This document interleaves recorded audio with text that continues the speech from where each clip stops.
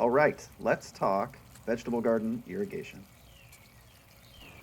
All right, so to build an irrigation system like mine is not very complicated. You don't need very many tools. So you need some way of cutting the pipe. A knife will work, but these pipe cutters are pretty cheap and useful. You'll need a tape measure, not absolutely necessary, but I like to make things as straight as possible. Marker of some kind, 1/16 inch drill bits, and then a drill to drill the holes. In terms of building the system, it's built out of half-inch PVC pipe, and you need however much length of that you need, and we'll talk about that in a second. And you need various connectors, right? So depending on how you're gonna connect all this up, right? So you can have these ones for butt joints, 90-degree elbows, T-joints, a certain number of caps, and you'll need some way of connecting it up to a garden hose. In terms of running the system, I like to use timers. So here's a single zone timer, here's a dual zone timer, and Teflon tape can be really useful for making sure you have a good seal to the garden hose up here. I don't mind so much if it drips in the garden, that's the whole goal of the irrigation system, but I really don't like wasting water at the faucet. So that's all you're gonna need. Okay, so the way we're gonna get water out of the pipes is we're just gonna drill 1/16 inch holes in them.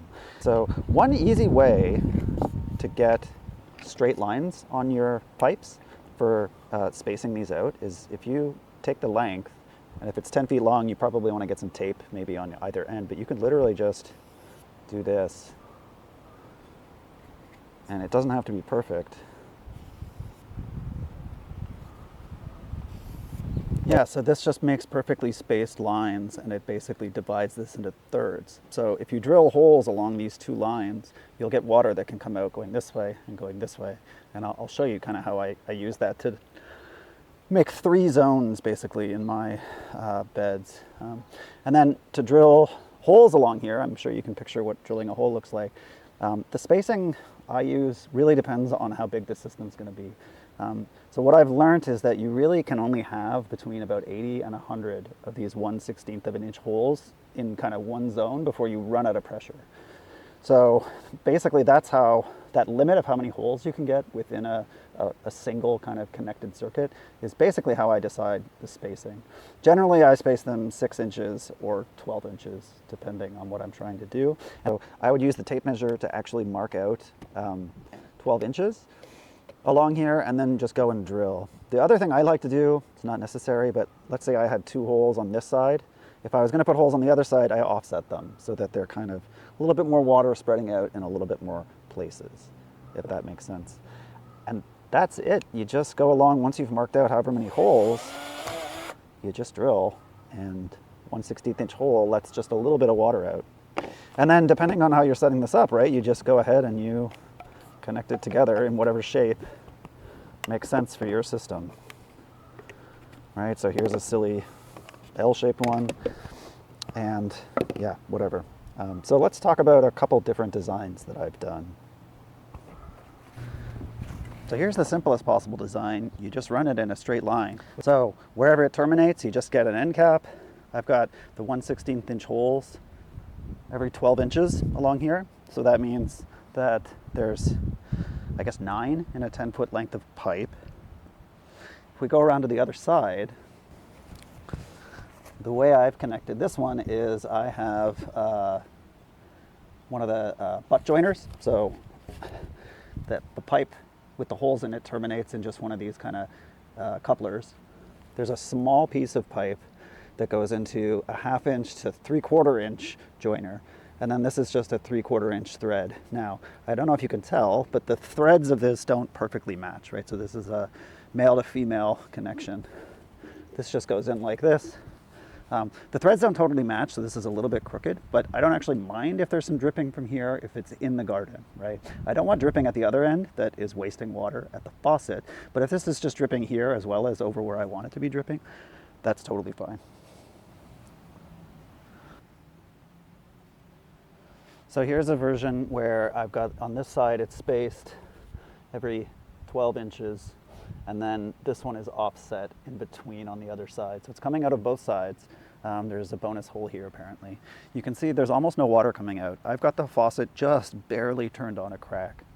How wide you open the faucet is going to depend on how many holes you're feeding, right? So for this one 10-foot length that has about 20 holes in it, if I open the faucet all the way, this water is going to be shooting, 20 meters in every direction. So to have just a bit of a drip irrigation into a bed or something, check the pressure. You can turn it up and down, and you can make this go further or shorter. But here is the simplest application. A straight line, joined however long you want to make it. Cap on the end, something connecting it to a garden hose on the other. And you open the faucet as much as you need to get whatever your desired pressure is. So with the simplest design, let's go look at a slightly more complicated one designed around my raised bed dimensions. This is the setup I use in my raised beds, if you've seen that video. So this is basically just a rectangle of pipe. To build this, you need 8 90-degree joints, 2 T-joints, and probably 3 pipes. You can see on this one, actually, if you look out here, I actually used a bunch of scrap that I joined up with these couplers. So, I mean, it doesn't have to be pretty. And like I said before, none of this is glued. You can take it apart and reshape it however you want. The pressure in this is not high enough to blow these apart, or at least you shouldn't want it to be. So the way I build these rectangles is, lengths that go down. These pieces here are about 7 inches long. You connect them with 90-degree elbows on either side, a T-joint in the middle, and then when it's all connected, it's about 16 inches wide. I find this does a good job of basically separating my 4-foot wide beds into kind of 3 spots, right? So this one can be watering over here and whatever. It gets pretty good coverage over the bed. Then the T-joint in the middle goes up into 2 more elbows that basically make their way to wherever your water is coming from. Right, so here, this one actually connects to the water from the faucet, which comes in from the side, goes in, fills the whole thing, and then if we go around to the other side,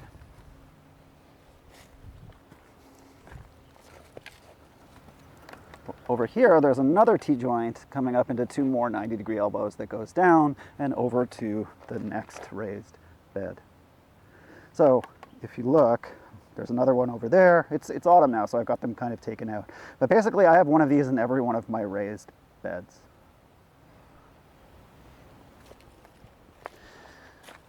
So here's one just sort of sitting in my raised beds. I always put the leaves that I rake up in my yard on top for the winter. I don't know why people throw these away. It's good compost for your garden.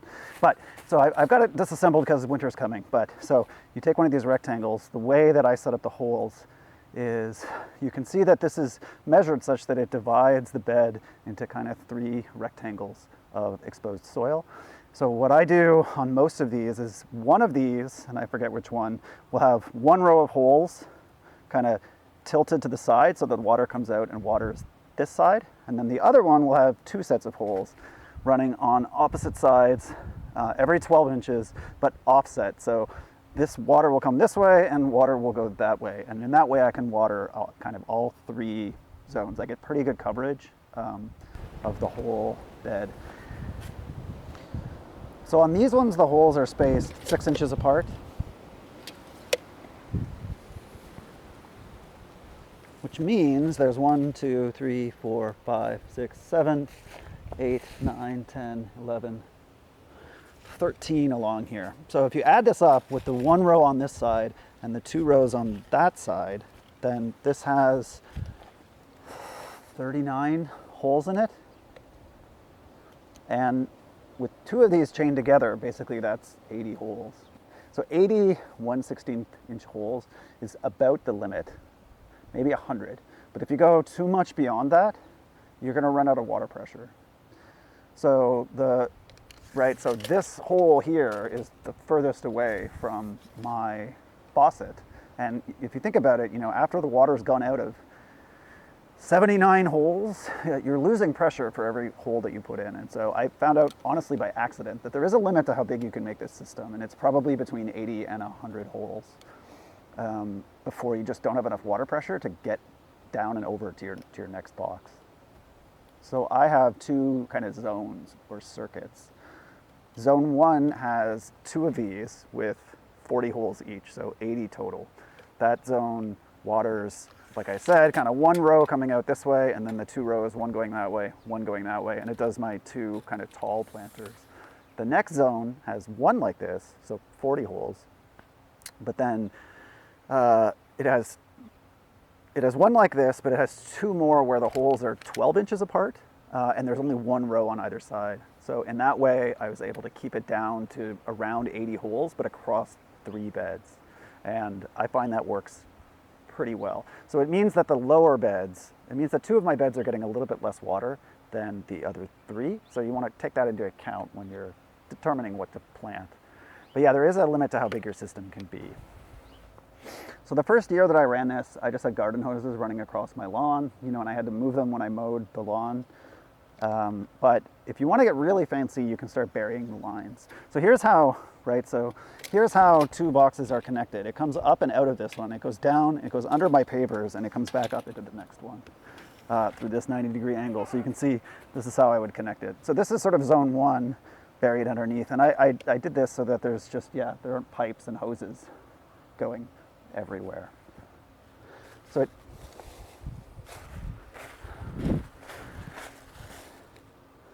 and the same on this side. Here's where it comes up from the faucet. Here's where it comes up from the faucet, and it's buried in the ground. I didn't film myself burying it, but I think you can imagine burying a trench.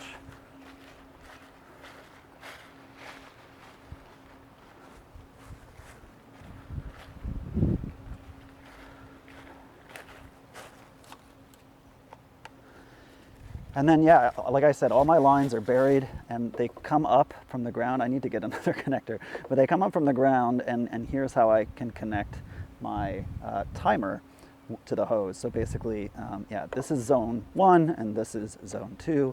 Everything is buried. You do have to clear the lines, right? This will freeze and burst in winter, but you can actually just blow in this, I found. I was making all these plans to use my air compressor and some kind of coupler, but on a whim, I decided to just blow into this, and I was able to actually clear the lines with just the pressure of my lungs. But yeah, definitely think about that. If you're in an area that freezes, you don't want these buried lines full of water when the frost comes, because I only buried them about, 4 or 5 inches down. I guess you could get fancy and bury them much, much deeper, but that's a lot of work.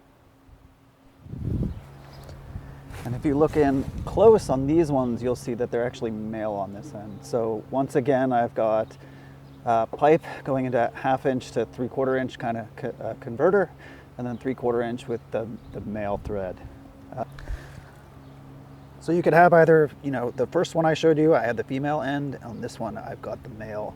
The way I do this is you can get these little connectors. So it's just a female to female, and I find this to be a little bit easier for connecting the hose on this end. You could also just use like old connectors from washer dryer, because they have the female on both ends. But that's what I did. The last thing I'll say about these buried lines is that these I did glue with PVC cement. So the ones that are in the beds, it makes sense to me because the pressure is so low, I want to be able to take them apart and reshape them as my gardening designs change. But for the ones that I buried, I don't want to have to worry about those coming apart, so they are glued. So that's something to keep in mind if you're going to bury lines. Okay, and if you've seen my raised bed video, you know that I have these kind of planter boxes on the sides. So the way I water those is I just have one of the 90-degree joints that's in the middle here goes up and out with a end cap, and there's just one hole drilled here. So this basically just drips right onto the root system of this plant. But remember, the roots are going down and under into the main box, and so once the things get established, they'll have access to water from the main beds as well.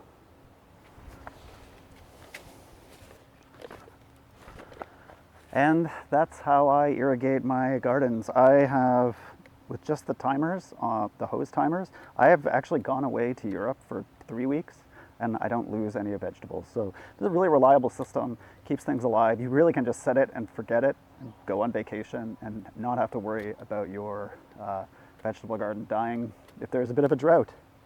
So let me know what you think about this basic irrigation plan. It really helps me if you can subscribe to the channel as I try to grow the channel. Like this, share it. Definitely let me know if you build this system. And if you build my raised beds and this system, I definitely want to hear about it. I would love to see some pictures. All right, so thanks for watching, and I'll catch you guys in the next video.